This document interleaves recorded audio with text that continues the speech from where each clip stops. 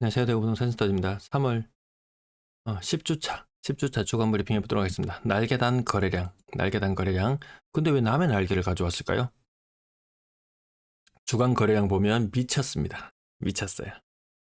이걸 보고 사람들이 이제 대폭발이다 이렇게 착각을 하게 만들었죠. 누가? 국토부가 그렇게 만들었습니다. 댓글 하나 살펴보고 갈게요. M2 통화량과 뭐 광희 통화 뭐 이런 것과 아파트 가격과 결국 수렴하게 된다. 근데 현재 대부분의 가격이 그 M2 통화량보다 높은 상태에 머물러 있다. 결국 이 두 개가 수렴하게 된다. 그럼 돈을 겁나게 풀든지 아니면 아파트 가격이 조금 조정을 받든지 뭐 이런 느낌으로 글을 해주신 것 같은데요. 대구가 폭락하는 건 맞다.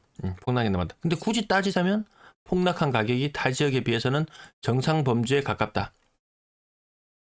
대구만큼 떨어지지 않은 지역은 죄다 거품이 끼었다. 이렇게 지금 입주 물량 때문에 그런데요. 뭐 오르내림이 다 비슷합니다. 사실 비슷해요.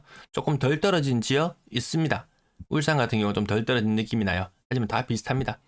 근데 거래량이나 이런 걸 봤을 때 쭉쭉쭉 나오다가 침체가 올 것 같다. 침체가 올 것 같다. 워낙 이런 안 좋은 지표들이 많잖아요. 근데 그럼에도 불구하고 이 부분이죠. 거래량이 이 정도 나오는 것은 대기 수요자가 받아들일 수 있는 수준이 되었다고 봐야 되지 않을까요? 요 물음에 대한 답을 하기 위해서 이 댓글을 가지고 와봤습니다. 거래량이 이 정도 받쳐준다? 대구 괜찮다. 요런 느낌인데요. 그것이 아니다라는 부분을 밝혀드리도록 할게요.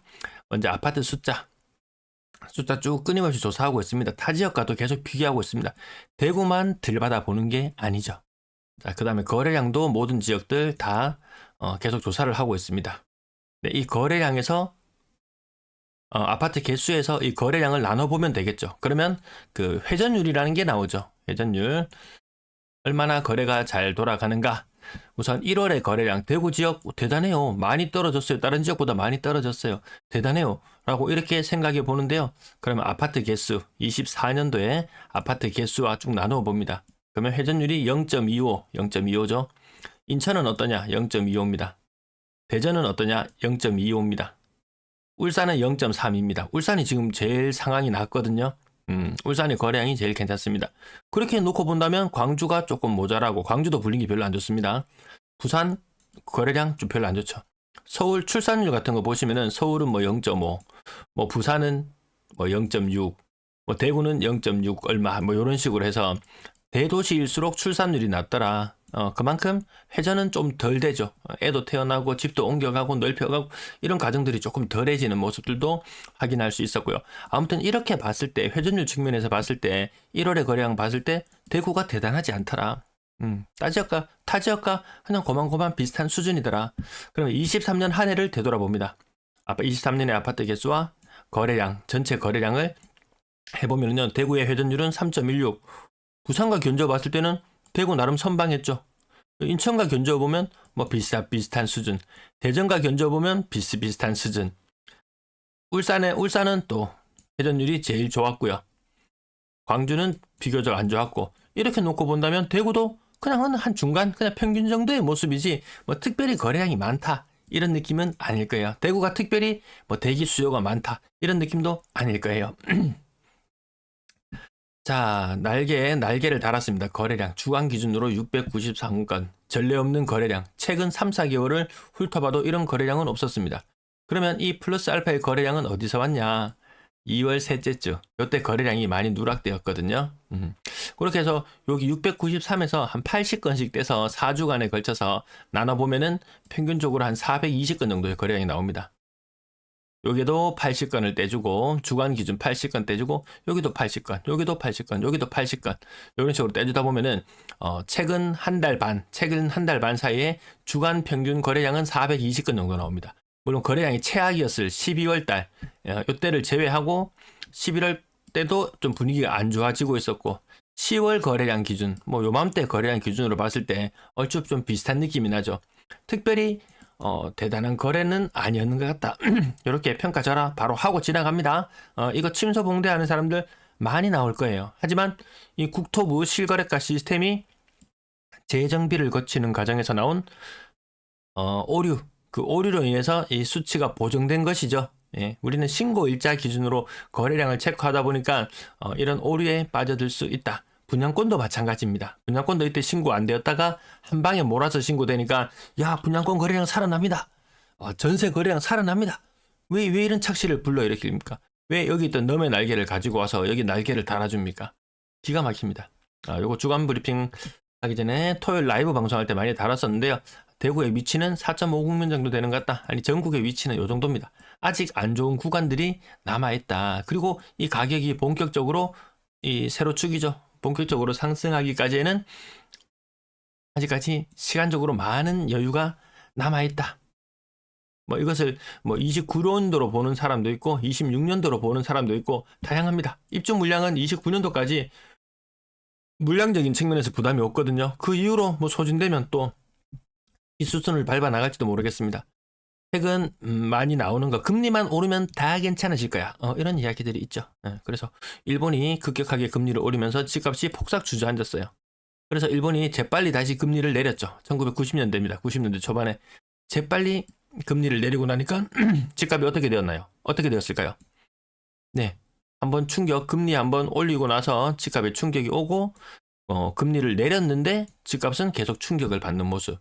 금리 인하만이 능사가 아니더라. 금리 인하는 경기 침체를 이제 나타냅니다. 이제 이런 모습도 대비하고 그 다음에 순환하는 이런 모형도 대비하고 두 가지 가능성을 다 열어두고 살펴보면 되겠습니다. 쿠팡 알리 계속 이용해주고 계신가요? 이용해주시는 분은 계속 이용해주시는데 이용 안 해주시는 분은 해주세요. 자, 매수 의지수 주춤했다가 내려옵니다. 이게 올라갈 수 없죠. 지금 여기 보시면은 상승 1 하락 5입니다. 지난주에 뭐 신생아 특례라든지 이런 것 때문에 바짝 힘을 받고 올라갔습니다. 근데 다시 주저앉습니다. 조금 더 확대해 봐도 지금 추세가 내리막이죠. 오르막 아니에요.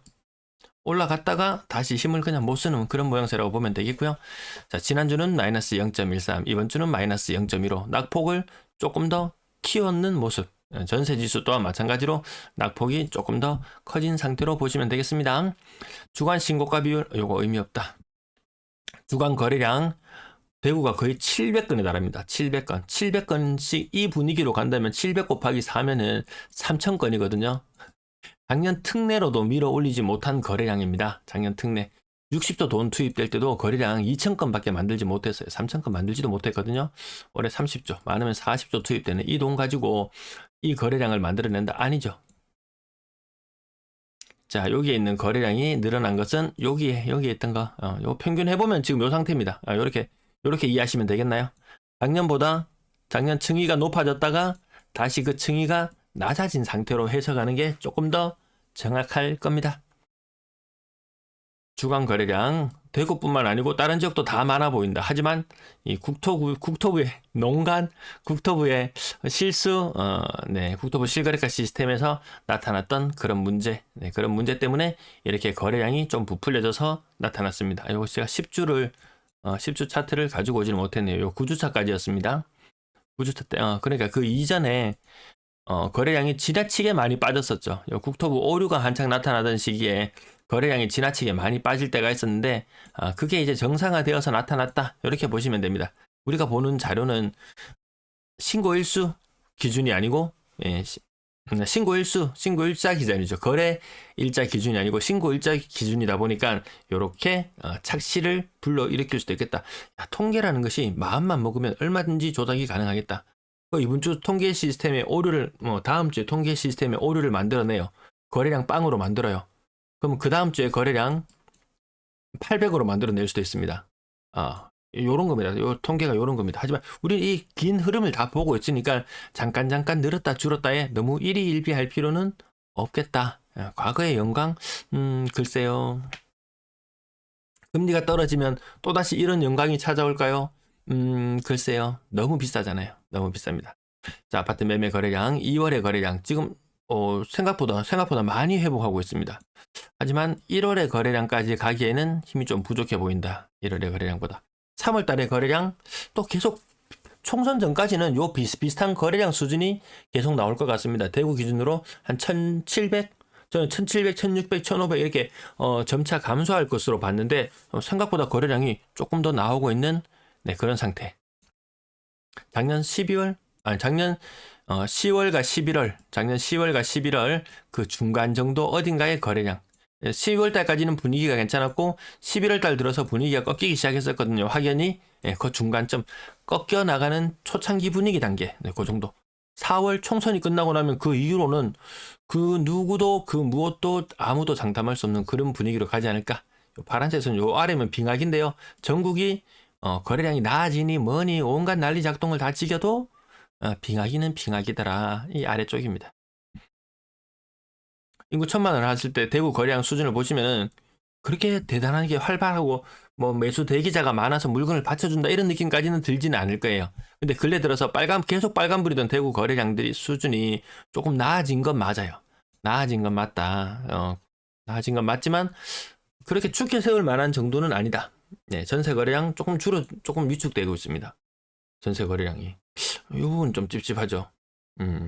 아파트 개수가 늘어남에 따라서 점차 거래량이 이거 쭉 늘어나주는 이런 추세로 가는데 올해 거래량은 그렇게 많지는 않습니다. 1월달 거래량은 그나마 낮지만 2월달 거래량부터는 좀 많이 줄어들어요. 갑자기 급작스럽게 거래량이 줄어드는 모습을 보여주고 있습니다. 그 말인즉슨 저는 이렇게 해석을 합니다. 과거에는 매매, 전세, 월세, 시장에 이렇게 매물들이 쭉 있으면 시장에 참여하는 사람들이 많았어요. 신혼부부도 많고 젊은 층도 많고 20대, 30대 새로 수요들이 많아서 이 사람들이 이 물건들을 골고루 나눠서 매매로 갈 사람은 매매로 가고 전세로 갈 사람은 전세로 가고 월세로 갈 사람은 월세로 갔어요. 이렇게 해서 이 물량들을 점점 줄여 나갈 수 있었어요. 근데 이제는 분위기가 좀 사뭇 달라졌죠. 이런 분위기죠. 요 파이가 작습니다. 그래서 사람들이 대출이 좀 나오는 시절에 매매로 쏠리게 되면 상대적으로 전세나 월세로는 좀 덜 가는 상태. 요게 작습니다. 요 수요층이 작아졌습니다. 네, 댓글 내용에서는 수요층이 어느 정도 받쳐주기 때문에 소진이 될 것이다. 이렇게 보지만 저는 정반대로 수요층이 많이 줄어들어서 한쪽 매매로 쏠리면 전월세가 망. 사람들이 집 안 살래 하고 갑자기 총선이 지나고 나서 사람들이 전월세로 쏠려가요. 그러면 분명히 매매는 망. 이 양자택일에 이런 갈림길에 서게 되는 것 같습니다. 전세 거래량, 아파트 늘어나는 추세에 맞춰서 개수 늘어나는 만큼은 거래량이 안 된다라는 부분. 전세 거래 빨간불 들어와 있죠. 인구 1000만으로 환산했을 때. 대구는 매매로 조금 더 쏠리고 전세로는 안 쏠리고. 반대로 볼까요? 부산 지역 한번 볼까요? 부산은 전세가 나름 활발합니다. 부산 전세가 받쳐주는데 매매는 빨간불이고.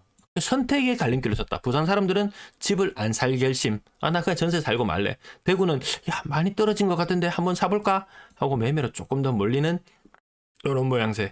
그러다 보니까 전세 거래는 상대적으로 빈약해진다. 요게 근래 분위기를 읽는 제일 정확한 방법이 아닐까 싶습니다. 매물은 모든 지역이 다 증가한다.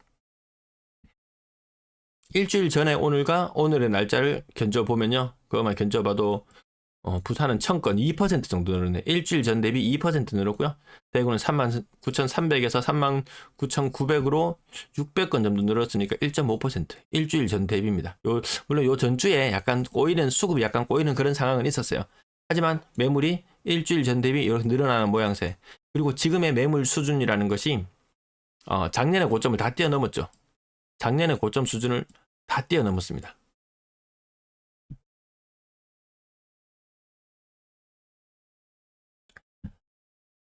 천만으로 환산해 봤을 때 대구 매물 제일 많습니다. 수급이 받쳐준다면 이 물량들을 해치워 나갔을 텐데 수급은 어느 정도 있다. 어느 정도 수요는 있다. 하지만 매도해 놓은 물량이 그 수요를 압도하는 시장이라고 보는 게 더 맞을 것 같습니다. 네, 전세 매물 주간 브리핑이 좀 길어졌네요. 네, 시청 여기까지 확인하실까요? 네, 대구의 전세 매물이 근래 들어서 분위기가 바뀌었죠. 인구 1000만으로 환산하기 전에 다시 짚어봐야 되겠습니다. 조금 달라진 부분이라서요. 전세 매물 개수가 근래 들어서 전세 매물 개수가 주춤하고 줄어들던 이게 보여주기 싫나 봅니다. 주춤하던 매물 개수가 다시 근래 들어서 이게 좀 상방으로 방향을 틀었거든요. 상방으로 방향을 틀어가고 있습니다. 2월에 거래량이 별로 안 받쳐주고 매물은 그냥 계속 순차적으로 계속 나오고 쏟아져 나오는 상황이기 때문에 매물의 방향이 좀 상방으로 방향을 바꿨다. 그나마 분위기가 좀 나은 지역, 울산이 분위기 제일 좋거든요. 울산은 아직까지 전세 매물이 빠지고 있죠. 그래서 전세 매물이 빠지고 분위기가 좋아지면 전세 매물이 계속 빠질까라고 봤을 때 대전 지역을 한번 살펴보시면 전세 매물이 가파르게 빠지면서 시장 분위기가 찍을 때는 제일 좋았었거든요. 근데 근래 들어서 다시 반대로 대전의 전세 매물이 다시 가파르게 늘어나고 있습니다. 어느 한 지역 특정 지역에 모든 쏠림이 발생하지 않습니다. 요즘에 뭐 어디 뭐 부산에 집 사러 간다는 이야기 들어본 적 있습니까? 울산 분위기 제일 그나마 상황이 나는데 울산에 집 사러 가는 사람 얘기 들어본 적 있습니까? 없습니다. 그 지역 내에서 돌고 돕니다. 네, 링크를 통한 쿠팡 구매 감사합니다.